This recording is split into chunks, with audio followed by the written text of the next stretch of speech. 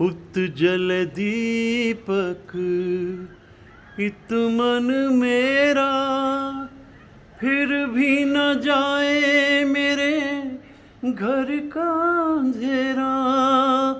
भोर भी आस की किरण न लाई, पूछो ना कैसे मैंने रैन बिताई। मन्ना दा की आवाज़ तो मुझे हमेशा ही बहुत अच्छी लगती थी, बहुत पहले से मैं उनके गीत सुनता था। लेकिन इस गीत ने तो ऐसा असर किया था कि जब मन करता था गाते थे और सुनते थे, अलग ही आवाज़ थी। तो आज का ही दिन था और मन्ना दा दुनिया से रुखसत हुए थे। मुझे बहुत अच्छी तरह से याद है कि मैं कन्याकुमारी में 3 दिन बिताकर सवेरे लगभग 10 बजे के करीब एक ट्रेन पकड़ने वाला था बेंगलोर के लिए कन्याकुमारी से। बड़ा ही सुंदर स्टेशन कन्याकुमारी का। तो वहाँ मुझे किसी का फ़ोन आया मेरे परिचित का, और उसने मुझे बताया कि रुखसत हो गए हैं मन्ना दा। तो देखिए एक अलग सी आवाज़ थी, रोमांटिक भी थे, क्लासिकल भी गाते थे और कितने सारे गीत गाते थे मन्ना दा। तो आज मैं सुबह सुबह जब उन्हें याद कर रहा हूँ तो सचमुच बहुत कुछ याद आता है उनकी ज़िंदगी के बारे में। बस गीत हर तरह के गा लेते थे। रोमांटिक गीत राज कपूर साहब के लिए बहुत अच्छे गाए, और एक दौर ऐसा भी आया कि मज़ाहिया गीत भी वो बहुत गाते थे, क्योंकि फ़िल्म इंडस्ट्री एक ऐसी जगह है जिसमें अपनी कोई चॉइस होती नहीं है। लेकिन डूबती रात में कहीं से एक आवाज़ मुझे बहुत बरस पहले आती थी, सुनसान जमुना का किनारा, प्यार का हर दिल सहारा, चांदनी का कफन ओढ़े सो रहा किस्मत का मारा। किससे पूछूं मैं कहाँ देखा कहीं मुमताज़ को, मेरी भी एक मुमताज़ थी। क्या दर्द था इस आवाज़ में मन्ना दा की। और जब गीत गाते थे तो हर तरफ अब यही अफसाने हैं, हम तेरी आँखों के दीवाने हैं। मैंने जब उनकी ऑटोबायोग्राफी आई थी तो ये तय किया कि उनके हस्ताक्षर मैं लेना चाहता हूँ। और मैं बेंगलोर में जानता था कि उनकी बेटी का एक छोटा सा रेस्टोरेंट है, शुगर एंड स्पाइस के नाम से। मैं वहाँ पहुँचा और उनकी मदद से मैं मन्ना दा के हस्ताक्षर ले सका था। मेरा ख़्याल है ये बरस 2010 के करीब की बात है। उससे भी पहले एक बार 1 मई को मेरा मन किया मैं दादा को मुबारकबाद दूँ, तो मैंने उनके घर पे फ़ोन किया लैंडलाइन पे। तो वहाँ से एक खातून की आवाज़ थी, तो मैंने बताया कि मैं उनसे बात करना चाहता हूँ, उन्हें मुबारकबाद देना चाहता हूँ मन्ना दा को। तो उन मोहतरमा ने मुझे बताया कि वो तो कलकत्ता में फ़ंक्शन है कोई, वहाँ गए हुए हैं, लेकिन अगर आप चाहते हैं, आपके मन में है कि आप उनसे बात करें, तो मैं आपको उनका मोबाइल नंबर दे देती हूँ। और उन्होंने मुझे उनका मोबाइल नंबर दे दिया और मैंने रात को 8 बजे के करीब फ़ोन किया। दादा ने फ़ोन उठाया और उनसे मेरी बात हुई। छूटते ही मैंने कहा, दादा सालगिरह मुबारक। दादा ने कहा धन्यवाद। और फिर मैंने कहा, दादा आज के दिन मुझे आपका एक गीत याद आ रहा है। और मैंने कहा, पहली चांदनी छाई बेखुदी, आजा डाल दे बाहों में अपनी बाहें।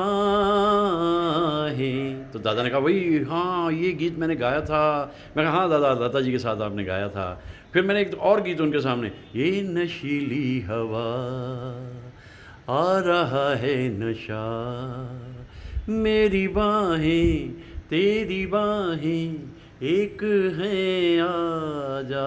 उकने अरे रे रे रे रे रे, बहुत आप तो बहुत सुर में गाते हैं, आप क्या करते हैं? मैंने कहा, दादा एक कॉलेज में पढ़ाता हूँ और सच ये है कि मुझे आपकी आवाज़ बहुत पसंद है। तो उन्होंने कहा कि बहुत अच्छा लगा मुझे आपसे बात करना और मुझे बहुत खुशी है, तो अभी मैं प्रोग्राम से आया हूँ, मैं आपका बहुत धन्यवाद करता हूँ। और मैंने भी उनका धन्यवाद किया। ऐसी मेमोरीज़ मेरे मन में रहती हैं तो मुझे याद आता है एक पूरा दौर।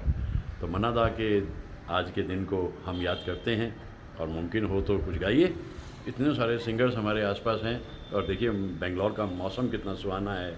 तो मैं आप सबके लिए भी बहुत दुआ करता हूँ कि आप गाइए, ज़रूर गाइए, क्योंकि ऐसे कलाकार बार बार नहीं आते उनकी ऑटोबायोग्राफी पे ही लिखा हुआ है कि मोहम्मद रफ़ी साहब कहते थे कि सब लोग मेरे गीत सुनते हैं लेकिन मैं मन्ना दा को सुनता हूँ, लेकिन मैं मन्ना दा को सुनता हूँ। तो ऐसे महान कलाकार को स्वरांजलि, दुआएं दुआएं।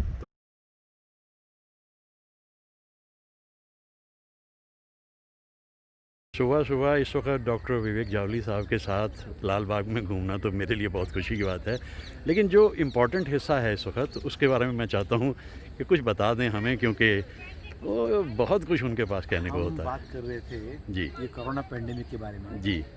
ग्लोबली हाँ। जागतिक रीति से देखेंगे हुँ, तो पेंडेमिक को मैनेज करने के 3 पिलर है, खंबे, जी, कैपेसिटीज़, हाँ जी। जिसके ऊपर ये टिका हुआ है। जी, पहली कैपेसिटी होती है गवर्नेंस। हाँ, सब इंडिया को हंसते हैं कि हमने ओवर कैशियसनेस में जी, इकोनॉमी मार दी। हाँ, कोई गलत बात नहीं, जी। क्योंकि जान इकोनॉमी से बड़ी है हुँ, और हमने बहुत जल्दी हुँ, लॉकडाउन कर दिया, सब इन एडवांस कर दिया। जी हाँ, इसलिए कर दिया कि हमारी जो हेल्थ केयर सिस्टम है हाँ, वो बहुत ही डायलापिडेटेड है, ठीक। और अगर वो हम नहीं करते थे हुँ, और हमारा इटली या अमेरिका होता था हुँ, तो यहाँ पे आज तक 7-8 करोड़ जाने जानी थी। हुँ, तो मैं हमारी गवर्नेंस कैपेसिटी को, इस पिलर को मार्क्स देता हूँ, अच्छे ठीक, मार्क्स देता बहुत अच्छा। हूँ। दूसरा पिलर है हेल्थ केयर कैपेसिटी। हाँ, अगर आप देखो कि अभी तक हमारी वो हालत नहीं हुई है, इतने सारे केसेस के बावजूद, हुँ, जो इटली, स्पेन और अमेरिका की हुई थी, जहाँ जी। पे कॉरिडोर में पेशेंटों को डालना जी, पड़ा, जी, जी, इतने बिल्कुल, बड़े बड़े सच। समृद्ध देशों में।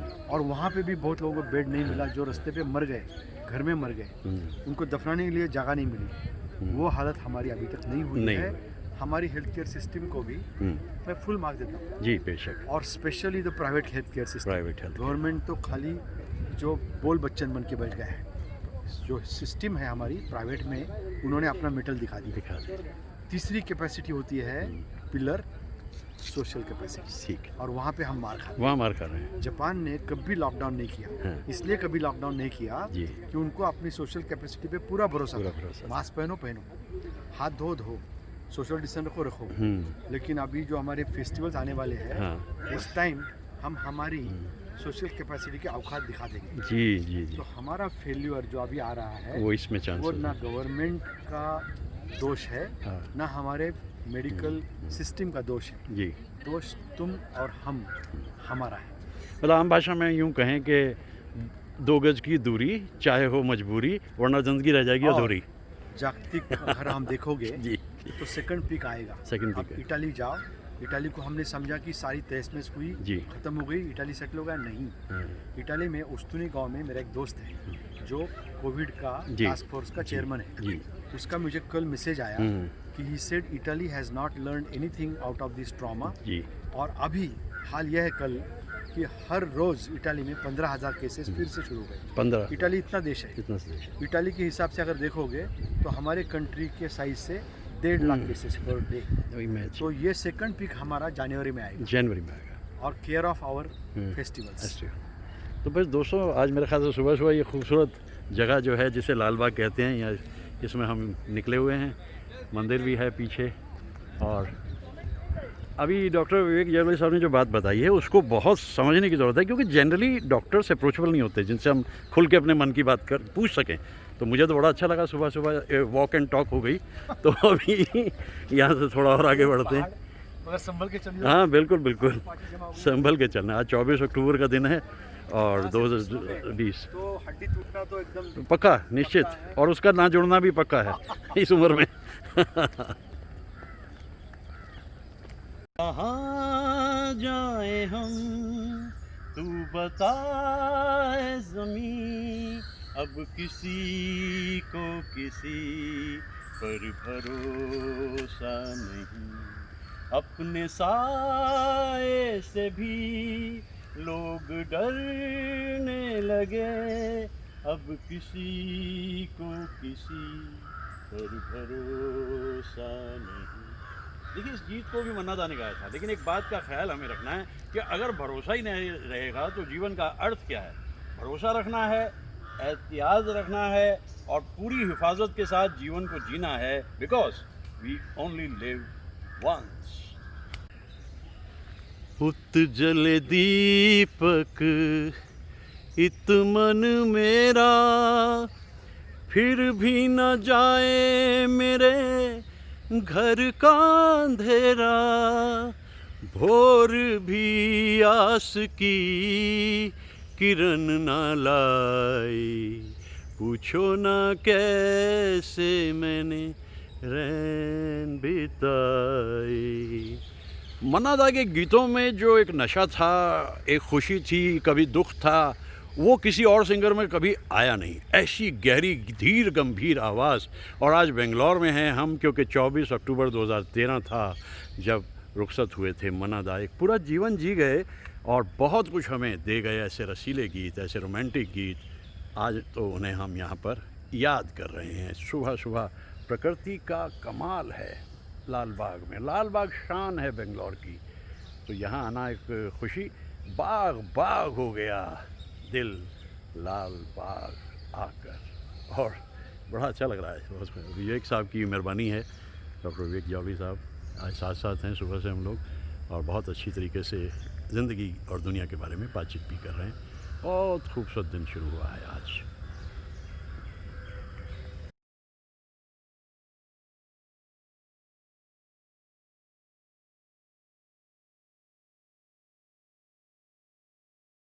बैम्बू से आपके पीछे वाले बैम्बू तक आ जाओ आप। Slow slow beautiful. जाओ जाओ, टोटली एट योर बैक 360। वाह, पीछे एकदम 360। Flowers, beautiful flowers, lovely. Lal Bagh in full Bloom. वाह।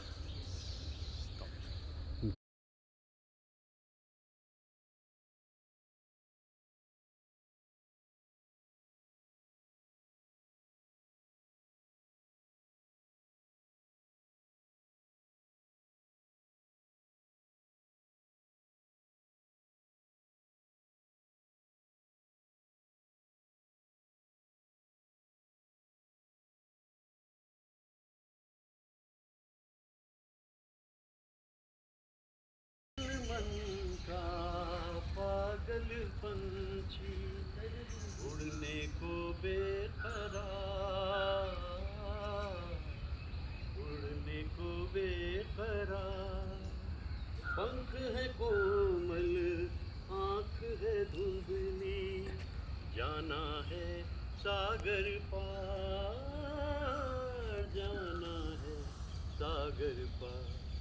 अब तू ही से समझा कि आए कौन दिशा से हम, तू प्यार का सागर है। जाना है सागर पार। और आज के दिन मन्ना दा दुनिया से सागर पार कर गए। वो 24 अक्टूबर 2013 का दिन था, आज 24 अक्टूबर 2020 का दिन है। और लाल बाग में आज हम विवेक साहब और हम मिलकर के मन्ना दा को याद कर रहे हैं। ऐसे सिंगर और बेंगलोर की शान थे मन्ना दा। एक मुलाकात उनसे हुई, उनके सिग्नेचर लिए। आज दिन भर कोशिश करेंगे कि मन्ना दा को याद करते हैं। आइए आगे बढ़ते हैं। वाह वाह मिठू मियाँ, वाह मिठू मियाँ, किसी के इंतज़ार में बैठे लगते हैं सुबह सुबह। वाह वाह वाह वाह।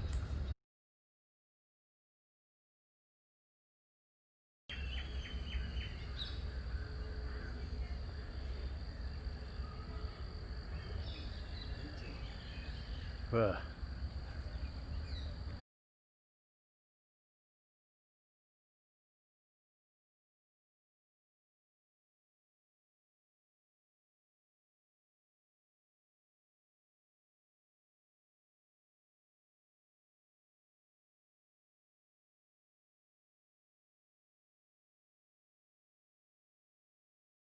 वापस आएंगे।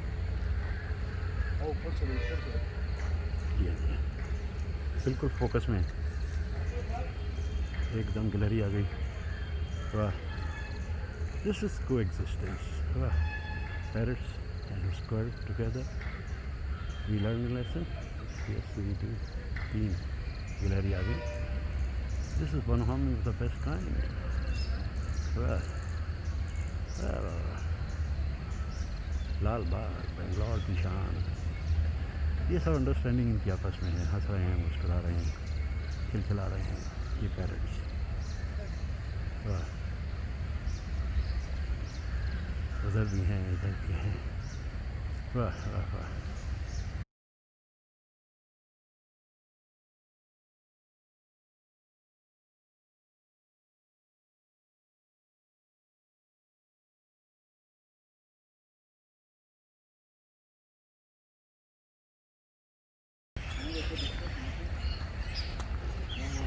उंगली की तरफ देखो।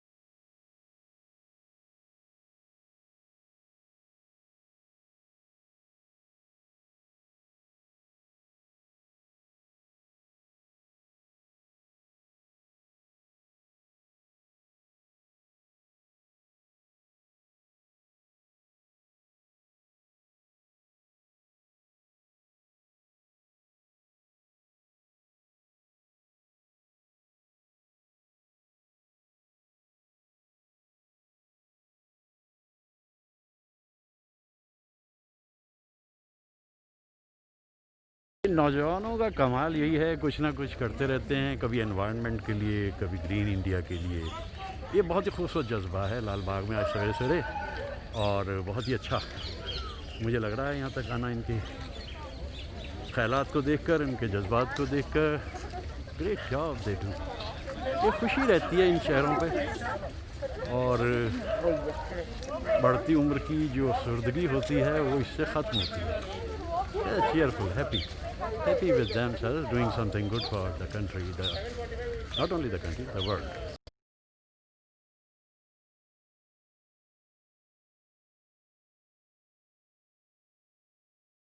मुझसे बड़ा हुआ जूम करो। ओह, इतने सारे पैरट। आगे जाओ, आगे जाओ, पूरा जी जी, आगे। आ गया। काफ़ी है, जूम करके बहुत बढ़िया, गुड व्यू मिल गया आखिर। कबूतर भी हैं, पैरट्स भी हैं, ये भी कोई एग्जिस्टेंस है। उधर गिलहरी का था और इधर पैरट्स का कबूतरों के साथ। वाह वाह। और इधर भी फ्लाइट्स ऑफ पिजन, ये देखिए, बहुत खूबसूरत, बहुत खूबसूरत।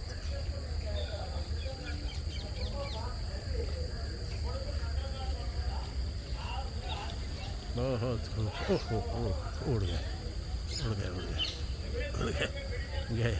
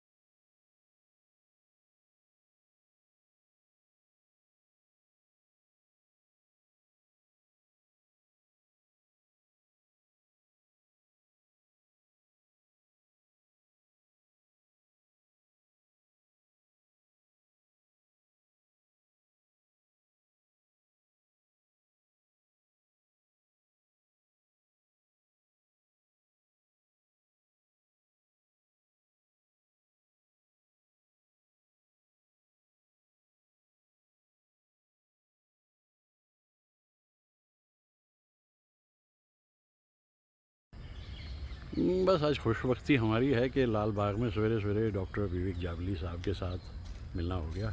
मिलना क्या हो गया, निमंत्रण था उनका कि आइए वॉक एंड टॉक। तो इंटरनेशनली एक्लेम्ड कार्डियो सर्जन विवेक जावली साहब, बेंगलोर की शान, लैंडमार्क ऑफ बेंगलोर। इस वक्त हम लोग यहाँ पर घूम रहे हैं, अलग अलग तरह के पेड़ों को देखकर सुख मिल रहा है, खुशी मिल रही है। देखिए ये प्रकृति का कमाल, बहुत ही सुंदर दृश्य हैं आज सुबह सुबह। और विवेक साहब ने अभी बताया कोरोना के बारे में, तो उसको ख्याल रखना है, क्योंकि लगातार 7 महीने से वो इस बीमारी से डील कर रहे हैं। फोर्टिस में बड़ी सीनियर पोजीशन लिए हुए हैं विवेक साहब, लेकिन वैसे भी उनकी ह्यूमनिस्टिक अप्रोच बड़ी कमाल की है। इस वक्त लाल बाग में सवेरे सवेरे 24 अक्टूबर और 2020 को मेरे इस तरह से आ जाना वजह खुशी है। ये तो एक खूबसूरत मंज़र है। वाह, रिलैक्सिंग सर। सर कैसा लग रहा है? Good going, good going. आज छुट्टी है, आज सैटरडे है, आज अष्टमी है और आज ही के दिन मन्ना दा रुखसत हुए। आज 2020 ऑफ, सर ने ऑफ लिया हुआ है आज। सो बिल्कुल, तो एक ऐसे फिजिशियन से ऐसी बातें खूबसूरत सुन कर के मन को चैन मिलता है, इत्मीनान मिलता है।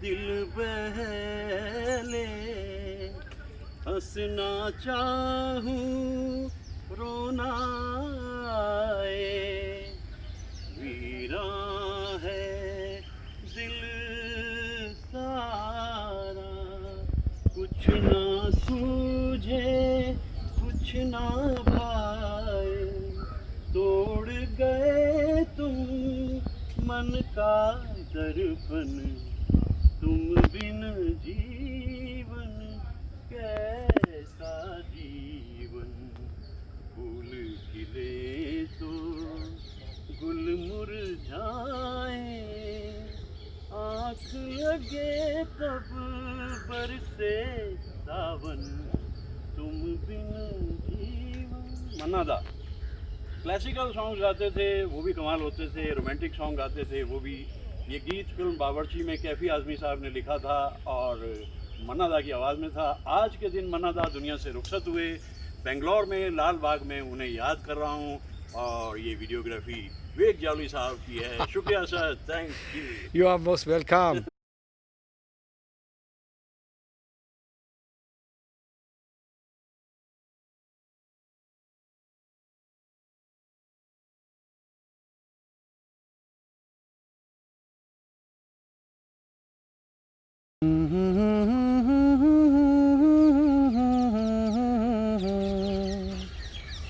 La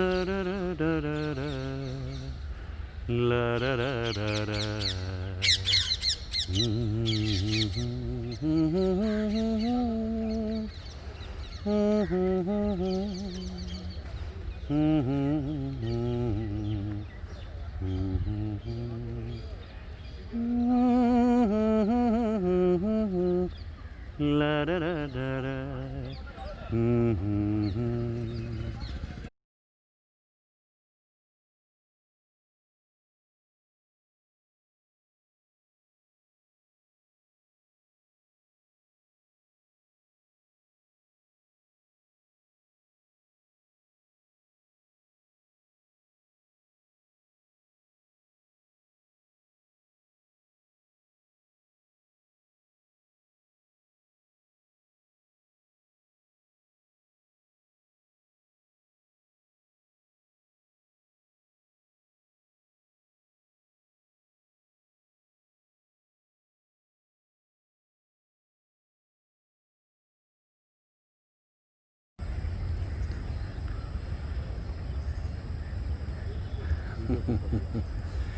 वाह,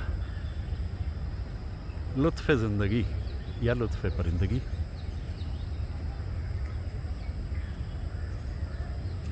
आज का जो खूबसूरत शहर है, मेरे ख्याल से इसको अंजाम में देते हुए मैं एक बार फिर से इंटरनेशनली एक्लेम्ड हमारे अति सम्माननीय डॉक्टर विवेक जावली साहब से पूछ लूं कि ये बीमारी जिसके 7 महीने तो लगभग हमारे देश में हो रहे हैं, तो क्या है? मतलब कुछ ऐसा लगे तो वो है, नहीं तो वो नहीं है।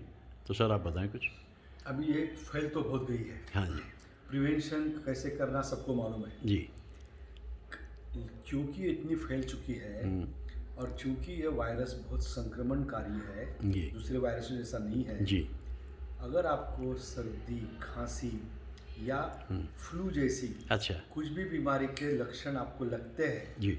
मुझे कुछ ठीक नहीं लग रहा है, बुखार आने वाला ऐसा लगता है, मुझे सर्दी हो रही है मेरा गला बैठ रहा है, इनमें से कुछ भी हुआ तो ताबड़तोड़ आप रिपोर्ट करो अच्छा और RT-PCR की टेस्ट करो।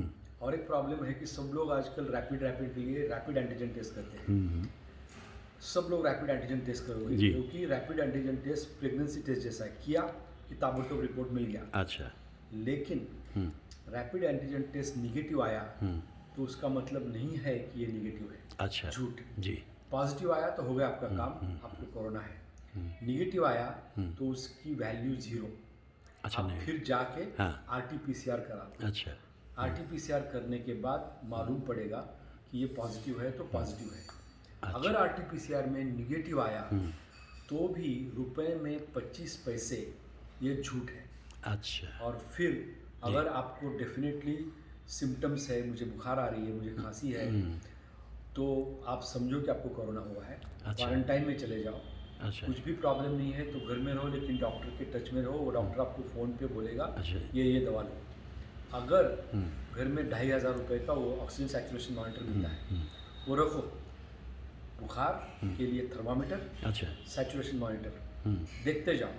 मेरा सैचुरेशन गिर रहा है, 91 के नीचे जा रहा है, अच्छा या मुझे बुखार आ रहा है, या मेरी सांस थोड़ी सी फूल रही है, अच्छा बुखार लगभग कितना 101 102 100 या अच्छा over। 100 से ऊपर एंड ये 90 सैचुरेशन 90 के नीचे जा रहा है और मुझे थोड़ा सा दम चढ़ रहा है। अच्छा आप बैग बांधो, आपको जाना है हॉस्पिटल। हॉस्पिटल क्योंकि एक चीज़ होती है निमोनिया की जैसी अंदर, और एक साइटोकाइन स्टॉर्म बोल के होता है, जी जिसमें वायरस की वजह से एक अलग भयानक चीज़ होती है साइटोकाइन स्टॉर्म। अच्छा जी और उसमें आपका लंग, आपके फेफड़े जैसे कीचड़ जैसे बन जाएंगे। ओह दूसरे निमोनिया में लंग्स के अंदर सारा सिक्रीशन जमा होकर लंग्स कंसोलिडेट हो जाएंगे, जी लेकिन यहाँ ये लंग गैंग्रीनस हो जाएंगे और वो कोई बचाना मुश्किल हो जाता तो है। ताबड़तोड़ हॉस्पिटल।